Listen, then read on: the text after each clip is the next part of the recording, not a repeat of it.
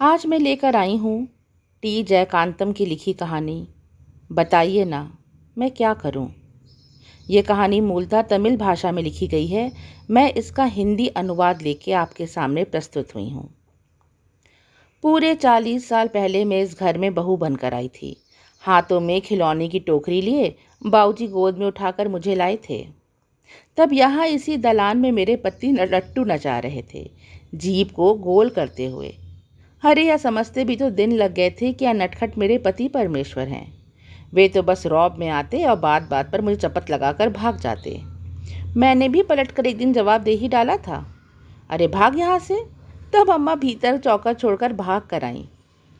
अरे अरे बिटिया, क्या कह रही हो, इस तरह नहीं बोलते। पर उसने भी तो चपत लगाई है। मैं रुआसी हो गई।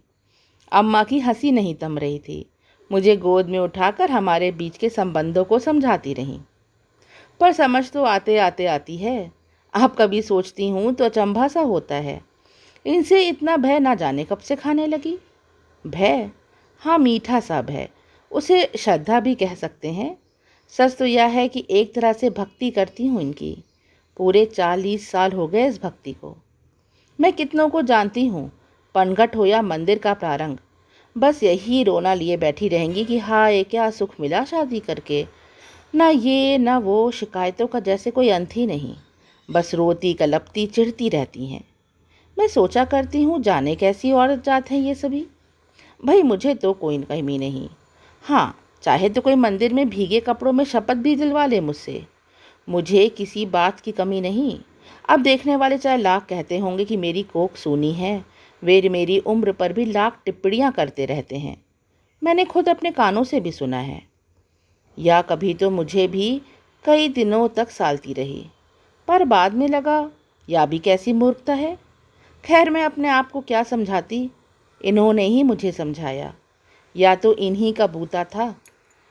जब देखो तो मुझे ना जाने कहाँ कहाँ के सूत्र सुनाया करते, कभी शास्त्रों से, कभी वेदों के उद्धरण पर। लाखों शंकाएं हों, बस इनसे बात कर लो, सारी शंकाएं दूर कर देंगे। इतनी शक्ति है इनके शब्दों में, इतना वाक चातुर्य, इतना ज्ञान। या तो बस इन्हीं के बस का है। ऐसा बात नहीं कि ये मेरे पति हैं इस वजह से मैं उनकी तारीफ कर रही हूँ, पर मैं ठहरी मूर्ख। भला उनके तारीफ के काबिल भी कहाँ हूँ। सच तो यह है कि वह ठहरे विद्वान और मैं निपट गवार, उनके पल्ले पड़ गई हूँ। एक बार उनके जिक्र भी किया था तो एक लंबा प्रवचन दे डाला उन्होंने मुझे। बोलने लगे, मुझे पत्नी के रूप में पाकर वे खुश हैं और मैं उनकी इच्छा के अनुसार पत्नी साबित हुई हूँ। मैं कैसे समझाऊं कि मैं उनकी तारीफ के काबिल तो खैर बिल्कुल भी नहीं। चलो मान लिया मैं उनकी सहधर्मिणी हूँ, पर उनकी तारीफ के काबिल तो कतई नहीं हूँ। ये तो महापंडित हैं। उनका नाम तो पूरी राजधानी में मशहूर है। उनकी ख्याति मद्रास में तो क्या काशी तक फैली है। इनसे पढ़े जाने कितने लोग आज कलेक्टर हैं, कहीं बड़ी बड़ी नौकरी कर रहे हैं। तो क्या यह ज़रूरी है कि हम ही पैदा करें, और मान लो जो हम पैदा करें वह पेट जाए या आवारा निकल जाए तो। आज भी शंकर मठ के ओसारे पर वे नियमित रूप से बच्चों को विद्याभ्यास करवाते हैं। उनकी गुरु गंभीर वाणी अलग गूंजती है, सारे शरीर में सिहरन दौड़ जाती है। सारे बच्चे पूरी श्रद्धा से उनकी वाणी को गंभीरता, उनके उच्चारण का अनुकरण करने के प्रयास करते हैं। छाती पे हाथ रख के पूरे जोश में दोहराते हैं। उनकी लय जरूर पकड़ लेते हैं, पर उनकी वाणी कहीं छूट जाती है। उनका संवेद स्वर कानों में पड़ता है, जैसे रोया रोया सिहर उठता है। क्या ऐसी कुछ सिहरन जन्म देने वालों को होती है? वे अक्सर कहते, बच्चा जन्म देना कोई बड़ी बात नहीं है, उसे तो खिला पिलाकर बड़ा कर देना भी आसान है, पर उसे ज्ञान और शक्ति देकर ज्ञानवान बनाना बहुत महान काम है। ठीक है, हम बच्चे को जन्म नहीं दे पाए, पर इतने विद्वानों को जो जन्म दिया है वह क्या कम है? यही हमारी उपलब्धि है। अभी 10 दिन पहले की तो बात है, इसी तरह इनसे पढ़ने वाला एक लड़का पता नहीं कौन सा टिकट लेकर आ गया। कहने लगा, चाची यह गारमेंट का टिकट है, लॉटरी टिकट, केवल 1 रुपये में ले लीजिए। बड़ी मुश्किल से मिलता है, सिर्फ गरीबों के लिए है, कई लोग इससे लखपति बन चुके हैं। मैंने भी बात को तोल नहीं दिया, सोचा चलो बच्चा है, मेरा ध्यान तो आया इसे। मैंने उसे 1 रुपया देकर टिकट ले लिया। वह लड़का तो चला गया। शाम को बहुत से लोग इकट्ठा हो गए। ये ओसारे पर बैठे थे और मैं बैठक में। ये टिकट के बारे में ही बात करने लगे। मेरी तो सिट्टी पिट्टी गुम। वो बोल रहे थे कि शासन जो है वो जुआ खिला रही है लोगों को। जैसे वैश्यावृत्ति करती है वैसे शासन करने वाले हमारे रक्षक क्या कर रहे हैं। ये समझ लो घोर कलयुग आ गया है, हमारा अंत काल आ गया है। अब इस बात के लिए इससे बढ़कर किसकी साक्षी की ज़रूरत है। धर्मराज ने सत्य और नियम के साथ शासन किया था, कैसे मिटा सोचिए तो। अरे जुआ ने धर्मराज को मिटा डाला। जुए में ना जीतने वाला सुख पाता है ना हारने वाला। यही तो महाभारत का सत्य है। इस जुए का अपना ही धर्म होता है। जुआ हमेशा समान लोगों के बीच खेला जाता है। अब ये पाप नहीं तो क्या कि शासन करने वाली गवर्नमेंट जनता को जुआ खिला रही है। बस समझो अब सबका सर्वनाश हुआ। भूखा जन समाज में कोई नैतिकता नहीं रह जाएगी। अब तो जन समुदाय भूख से नहीं जुए से ही मिट जाएगा।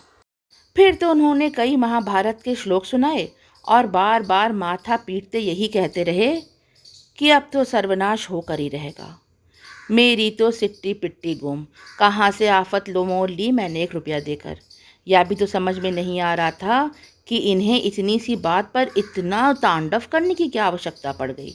अरे माना ये कमीज़ नहीं पहनते तो इसका तात्पर्य यह थोड़ी ना कि पूरी दुनिया इन्हीं की तरह धोती पहनने लगे और चुटिया धर ले और पंचांग के मुहूर्त निकलवाए। अरे अब टिकट रख लेने में कोई आफत थोड़ी ही थी। पर कहीं मेरी किस्मत खोटी निकली और 100 रुपये का इनाम निकल आया तो पूरे गांव में ढिंढोरा पिट जाएगा। और उसके बाद वो बच्चा कह रहा था कि अखबार वाले फ़ोटो खींचने भी आ जाते हैं और फिर मद्रास बुला के एक समारोह में पैसे दिए जाते हैं। हाय राम, मैं कहाँ फंस गई। चलो बोखल में सर दिया तो मूसल से क्या डरना। अब इन बातों से कोई बात तो बनेगी नहीं, तो मैंने एक दिन इनसे यूं ही बात छेड़ दी। अरे क्यों जी, ये लॉटरी क्या बला है। 1 रुपये का टिकट खरीदो तो क्या लाख रुपया मिल जाता है। आज चूँकि गारमेंट चलाती है इसलिए धोखाधड़ी की कोई गुंजाइश थोड़ी होगी। अब पड़ोसिन ने भी 100 रुपये का टिकट खरीदा है। क्या भला है ये। ओह, तो बात हमारे चौके तक पहुंच गई है। ओह, शासन की ओर से खेला जाने वाला जुआ हमारे चौके तक आ गया है।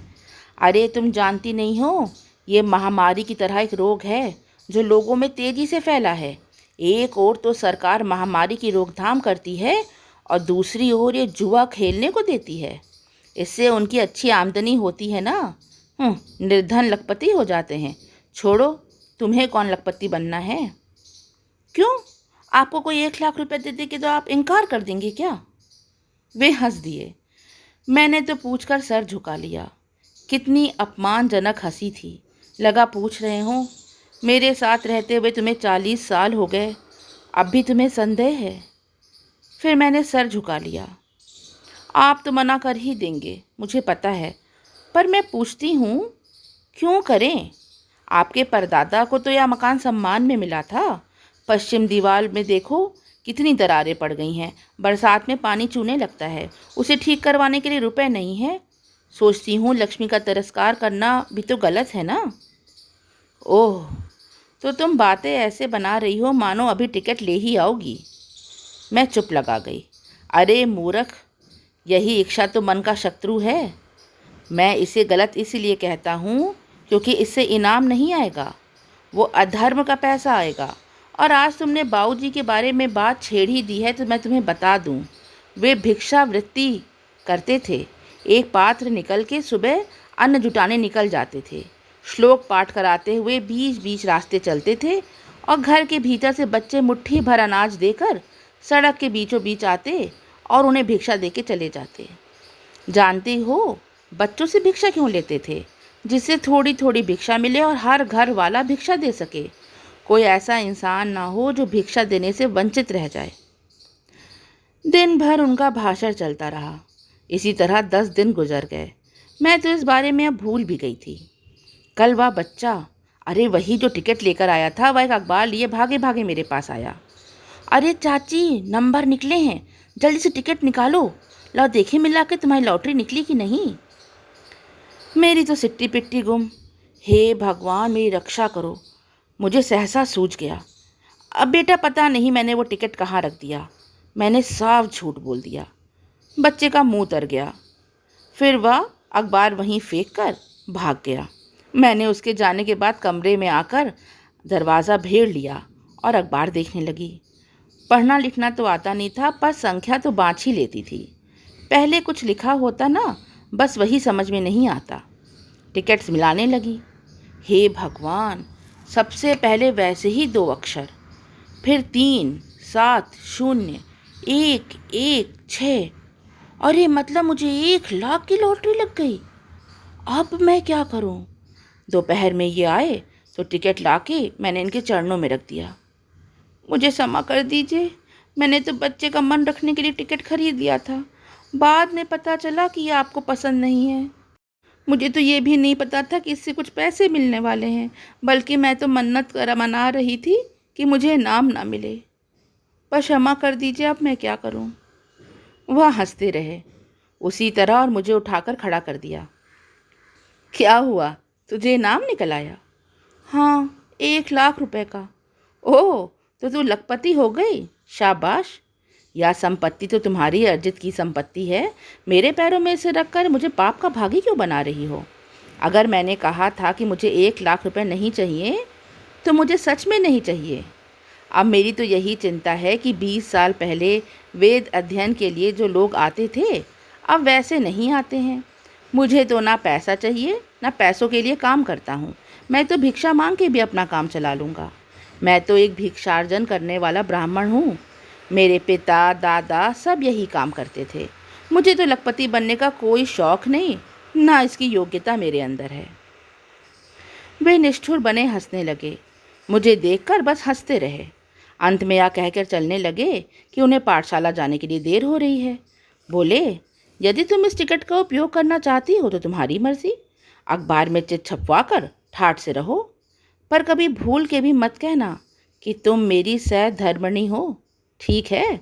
अगर तुम्हें खुशी मिलती है तो झूठ भी बोल जाओ, नहीं तो इस माया जाल में मत फंसो और यह टिकट फाड़ कर फेंक दो। हाँ, फेंक दो। किसी और को दो के उसका ब्याज लो, ये सब चक्कर में पड़ने से अच्छा है कि इस टिकट को फाड़ कर फेंक दो। लेकिन इच्छा तुम्हारी है, निर्णय तुम लो। या पाप है या भाग्य। मुझे देर हो रही है और मैं चलता हूँ। अब आप लोग बताइए कि मैं क्या करूँ? हे भगवान, 1 लाख रुपए, इसे फाड़ कर फेंक दूँ? मैं इस बात से इनकार नहीं करती कि मेरे पति तो 1 लाख रुपए को भी पैरों की धूल समझते हैं। ये ठहरे महात्मा, अगर ये भिक्षार्जन करते रहे तब भी इन्हें कोई दुख नहीं होगा, और ऐसे महात्मा की पत्नी कहलाने में मुझे भी गर्व होगा। मुझे नहीं मालूम कि धन बड़ा है या ज्ञान, पर जिस तरह धन शाश्वत नहीं, उसी तरह मनुष्य लाख व ज्ञानी हो, पर उसे भी एक दिन इस संसार को छोड़ के जाना ही पड़ता है, और यही सत्य है। ऐसा कहना या सोचना भी पाप है, महापाप है। पर आजकल कौन स्त्री सती होती है अपने पति के साथ? अगर इनके बाद मुझे रहना पड़ जाए तो? राम राम, क्या मैं भी भिक्षार्जन करूंगी? मुझे तो सब भिखारिन कहेंगे। इस महाज्ञानी के बारे में भी लोग यही कहेंगे कि भिखारिन बनाकर छोड़ गए। ये तो फाड़ कर फेंक सकते हैं, पर मैं कैसे फेंक दूं? पर ये भी तो मुझे बोलकर गए हैं। मैं टिकट हाथ में लिए खड़ी थी। बताइए ना, मैं क्या करूं? ये थी आज की कहानी। बताइए ना, मैं क्या करूं? कहानी अच्छी लगी हो तो इसे एक लाइक ज़रूर दीजिएगा, और ऐसे ही दिलचस्प कहानियाँ सुनने के लिए चैनल को सब्सक्राइब करें। Thanks for listening. Bye for now.